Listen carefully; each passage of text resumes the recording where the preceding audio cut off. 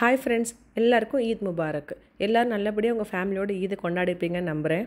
என்னடா எடுத்த உடனே கிச்சனுக்கு காமிக்கிறேன்னு நினைக்கிறீங்களா? இது வந்து ஈதுக்கு முதல் நாள் நைட்லேருந்து நாங்கள் எப்படி ஈதுக்கு ப்ரிப்பேர் பண்ணுறோன்றதான் உங்கள்கிட்ட நான் காட்ட போகிறேன்.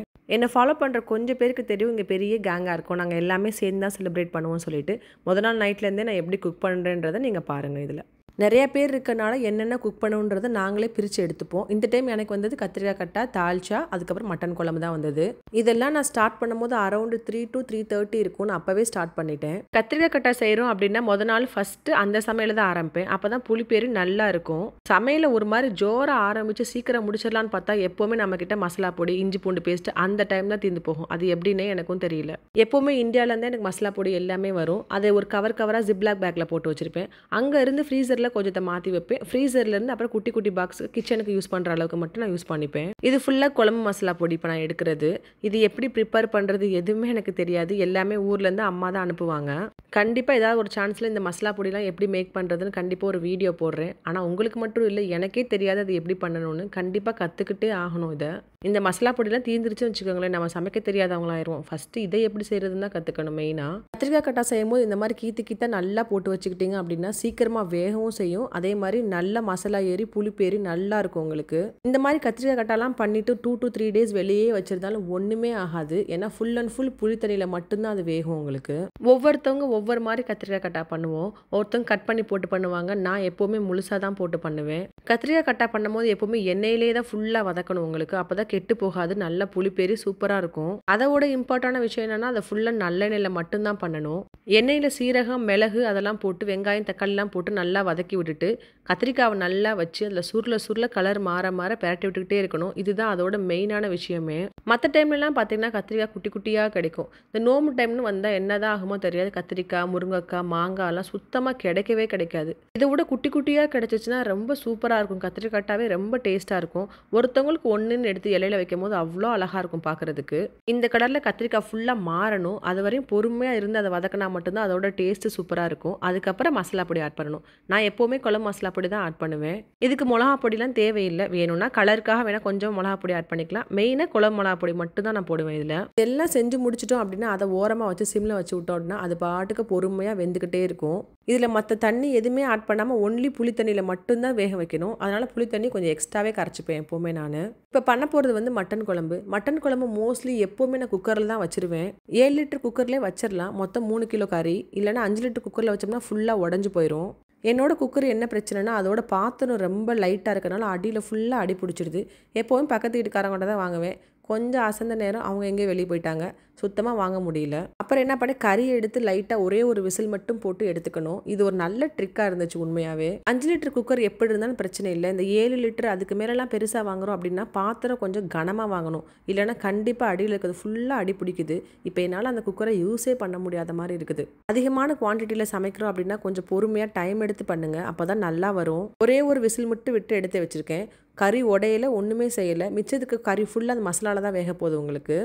பெரிய குவான்டிட்டியில் எப்போவுமே குழம்பு செய்யும் போது எனக்கே ஒரு பதட்டம் இருக்கும். என்னென்னா தண்ணி ஆயிடக்கூடாது, எப்போவுமே குழம்பு மாதிரி கெட்டியாக இருக்கணும்னு சொல்லிட்டு ஒரு 5 to 10 minutes நல்லா உருளைக்கிழங்கு மசாலா வேக வச்சுட்டு இந்த கறி ஆட் பண்ணதுக்கப்புறம் அதுக்கப்புறம் 20 minutes நல்லா பொறுமையாக வேக வச்சேன். நல்லா மசாலா குழம்புல ஏறி சூப்பராக ஆயிடுச்சு. தேவையான அளவுக்கு உங்களுக்கு வத்தவும் செஞ்சிடும். அதுக்கப்புறம் நீங்கள் தேங்காவும் முந்திரி அரைச்சி ஊற்றுறீங்க அப்படின்னா சூப்பராக இருக்கும் உங்களுக்கு மட்டன் குழம்பு. மட்டன் குழம்பு வேக வைக்கும் போது தால்ச்சாக்கு தேவையான கறி அதில் எக்ஸ்ட்ரா போட்டே வேக வச்சு எடுத்தாச்சு. இப்போ அதை முடிச்சதுக்கப்புறம் தால்ச்சாக்கு தேவையான பருப்பையும் அதை விசில் போட்டாச்சு. இது பிரியாணிக்கு ஊற்றி சாப்பிட்றதுக்கு தால்ச்சா. முதல்ல தால்ச்சா வைக்கிறோம் அப்படின்னாவே கொஞ்சம் படபடப்பாயிரும். இப்போ சாம்பார் வைக்கிறோமா தால்ச்சா வைக்கிறோமா அப்படின்ற ஒரு பதட்டமாகவே இருக்கும். அப்புறம் கொஞ்சம் கொஞ்சமாக கற்றுக்கிட்டு தால்ச்சாவை சாம்பார் மாதிரி வைக்க பழகினேன். அதுக்கப்புறம் தான் தால்ச்சா பர்ஃபெக்டாக வர ஆரம்பிச்சிச்சு. எதையுமே கொஞ்சம் கொஞ்சமாக செஞ்சு பழக கண்டிப்பாக நமக்கு நல்லா வந்துடும். முன்னாடிலாம் தால்ச்சா பண்ணுறோம் அப்படின்னா ஃபஸ்ட்டு எங்கள் அம்மா பேசின ஆடியோ எடுத்து கேட்டுருவேன். எப்படி தால்ச்சா செய்கிறதுன்னு கரெக்டாக சொல்லியிருப்பாங்க. அதை அப்படியே ஒன் டைம் கேட்டுக்கிட்டேன் அப்படின்னா அதை அப்படியே அதே மாதிரி ஃபாலோ பண்ணிவிடுவேன். தால்ச்சாவுக்கு மெயினாக அதில் போடுற எல்லா வெஜிடபிள்ஸும் ரொம்ப முக்கியம். இது நல்லா இருக்கணும், அது நல்லா இருக்கணும்ல, எல்லாமே நல்லா இருந்தால் மட்டும்தான் தால்ச்சா நல்லா வரும். இந்த டைம் பெருசாக காலவாரி விட்டுருந்த முருங்கைக்காய் சீசன் இல்லைன்னு நினைக்கிறேன். ஃபஸ்ட்டு லுலுவில் செக் பண்ணேன், நல்லாவே இல்லை முருங்கைக்காய். சரி கீழே போய் மதினால வாங்கிக்கலாம்னு சொல்லிட்டு அங்கேருந்து இங்கே வந்தால் இங்கே இருக்க முருங்கைக்காய் ஃபுல்லாக கருப்பு கருப்பாக இருந்தது எல்லாமே. உள்ளே எல்லாம் நல்லா தான் இருந்துச்சு. அதோட ஸ்கின்னு மட்டும் கருப்பாக இருந்தது. அது ஏதோ லைட்டாக கசப்பு தட்டின மாதிரியே ஒரு ஃபீல் இருந்துச்சு தால்ச்சால. இந்த டைம் மாங்காய் கொஞ்சம் நல்லா கிடச்சிருச்சு, மாங்காய் சீசன் இருக்கனால. எப்போவுமே தால்ச்சாக்கு மாங்காய் போடும்போது தோலை கட் பண்ணிடாதீங்க, ஏன்னா கண்டிப்பாக மாங்காய் சீக்கிரமாக கரைஞ்சிரும் உங்களுக்கு. இந்த மாதிரி மாங்காயில் குட்டி குட்டியாக கருப்பு இருக்குன்னா லைட்டாக அதை மட்டும் சுரண்டி விடுங்க, அது போயிடும். அதே மாதிரி தால்ச்சா பண்ணும்போது ஏற்கனவே வேக வச்ச மட்டனை போட்டு அந்த மசாலா நல்லா வதக்கி விடுங்க. பருப்பை எப்போவுமே லாஸ்ட்டாக போடுங்க, இல்லைன்னா குழஞ்சு நல்லாவே இருக்காது உங்களுக்கு தால்ச்சா. தால்ச்சா சாப்பிடும் போது எப்போவுமே வந்து பருப்பு அங்கே இங்கன்னு இப்படி இருக்கணும், அப்போ தான் பார்க்குறதுக்கு நல்லா இருக்கும். அதுதான் பர்ஃபெக்டான பதமும் கூட. கத்திரிக்காய் கட்டாக்கு வாங்கின கத்திரிக்காயில் எதெல்லாம் ரொம்ப பெருசாக இருந்துச்சோ அதெல்லாம் கட் பண்ணி தால்ச்சாக்கு போட்டுக்கிட்டேன். இருக்கிறதுலே கொஞ்சம் குட்டி குட்டியாக இருக்கிறத மட்டும்தான் கத்திரிக்காய் கட்டாக்கு நான் யூஸ் பண்ணேன். தால்ச்சா பண்ணும்போது எப்போவுமே எந்தெந்த காய்கறி ஃபஸ்ட்டு நல்லா வேகணும், நிறைய நேரம் வேகமோ ஃபஸ்ட்டு அதை போட்டு நல்லா வேக வச்சுருங்க. அது ஒரு காவாசி வெந்தால் மட்டும் போதும், ஃபுல்லாக வேகணும்னு அவசியம் இல்லை. அப்புறம் அடுத்து போடுற வெஜிடபிள்ஸ் எல்லாத்தையும் அடி 1 by 1 போட்டிங்க அப்படின்னா கரெக்டாக உங்களுக்கு வெந்துடும் எல்லாமே. கத்திரிக்காய் வெந்து அப்படி கொஞ்சம் கொஞ்சம் மிதக்கும், கொஞ்சம் கொஞ்சம் உள்ளே போயிருக்கும். அந்த டைமில் கரெக்டாக நீங்கள் மாங்காய் இறக்குனீங்க அப்படின்னா சூப்பராக இருக்கும் உங்களுக்கு. நான் தால்ச்சா பண்ணும்போது எப்பவுமே தக்காளி கொஞ்சம் கம்மி பண்ணிட்டு மாங்காய் தான் நிறையா போட்டுப்பேன்.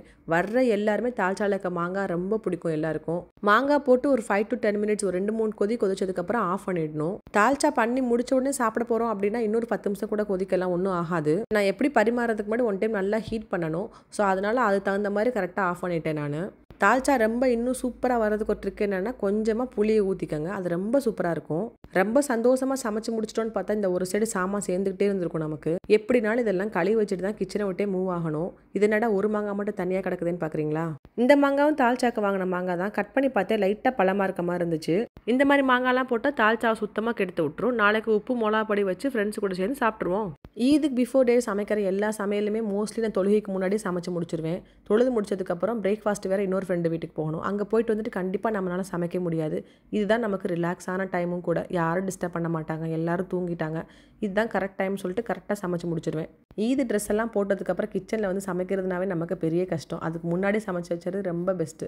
இதுக்கப்புறம் வரப்போகிற விலாக் ஒரு ஈது விலாகாக இருக்கும். நாங்கள் எப்படி இங்கே ஈது செலிப்ரேட் பண்ணுறோன்றது ஒரு விலாகாக போடுறேன் நான் கண்டிப்பாக. இதெல்லாம் கரெக்டாக சமைச்சு முடிக்கும் போது டைம் 4 o'clock ஆகிடுச்சு. கரெக்டான டைம் உங்களுக்கு. இவ்வளோ சமையல் செஞ்சுருக்கவே 5 நிமிஷம் 10 நிமிஷம் உட்காருவோன்னு சொன்னால் நம்ம மூளை சொல்லிட்டே இருக்கும், போய் கழுவு கழுவு கழுவுன்னு. கழுவி ஒதுக்கி வச்சா மட்டும்தான் நமக்கு திருப்தியாக இருக்கும். இவ்வளோ பெரிய குவான்டிட்டிலாம் சமைச்சிருக்கோன்றது தெரியாத அளவுக்கு கிச்சனை நீட்டாக வைக்கணும். அதுதான் ரொம்ப அழகு. முதல் நாள் நைட்டு கிட்ஸ்லேருந்து எல்லாருமே அவங்கவுங்க ட்ரெஸ் எடுத்து இந்த மாதிரி ஹேங் பண்ணி ரெடியாக வச்சுருவோம், குளிச்சுட்டு போட்டு போகிறதுக்கு. இது என்னோட 2 பொண்ணுங்களோட ட்ரெஸ்ஸு. இந்த ட்ரெஸ்ஸு பேர் வந்து ஜலாபியா. இந்த ட்ரெஸ்ஸை வந்து நான் கிளாத் எடுத்து ஸ்டிச் பண்ணேன். இந்த கிளாத் வந்து அரௌண்ட் 45 dirhams வந்துச்சு. ஸ்டிச்சிங் வந்து 35 dirhams வந்துச்சு. என் பசங்க இந்த மாதிரி ட்ரெஸ்ஸு ஃபஸ்ட் டைம் போடுறாங்க. உண்மையாகவே ரொம்ப அழகாக இருந்தது. ஃபுல்லாக இருக்கனால அந்த கிளாத்துமே நல்லா ஷைனிங்காக நல்லா இருக்கனால சூப்பராக இருக்குது பார்க்குறதுக்கு. இதை போட்டுட்டு ஒரு நல்ல ஹேர் ஸ்டைல்லாம் பண்ணோம்னா பக்காவாக சூப்பராக இருக்குது. இது என்னோட ஈது ட்ரெஸ்ஸு. இந்த ஈதுக்குன்னு ஸ்பெஷலாக நான் போய் வாங்கலை. இது முன்னாடி எப்போயோ வாங்கி வச்சது இருந்தனால அதை அப்படியே யூஸ் பண்ணிக்கிட்டேன் நான். நான் போடுற இந்த மாதிரி லாங் ட்ரெஸ்ஸஸ் இந்த மாதிரி நல்லா ஒர்க் வந்தது எல்லாமே ப்ரைஸ் கம்மியாக நான் மீனா பஜாரில் தான் வாங்குவேன். நமக்கு காமிச்ச மாதிரி எக்ஸ்பிளைன் பண்ணுற அளவுக்கு ஜென்ஸுக்கு ஒன்றும் இல்லை. அவங்க ஒரே ஒரு கந்தூரா, என் பையனுக்கு ஒரு white shirt and blue jeans, அவ்வளோதான். குளிச்சு ரெடியாகி ஈது தொழுகைக்காக கிளம்பியாச்சு. நெக்ஸ்ட் விலாக் எங்கள் ஃப்ரெண்ட்ஸ் கூட எப்படி இங்கே ஈது செலிப்ரேட் பண்ணுறன்றது ஒரு நல்ல விலாகாக போடுறேன். என்னை சப்ஸ்கிரைப் பண்ணி வச்சிருக்க அத்தனை பேத்துக்கும் தேங்க்யூ ஃபார் வாட்சிங்.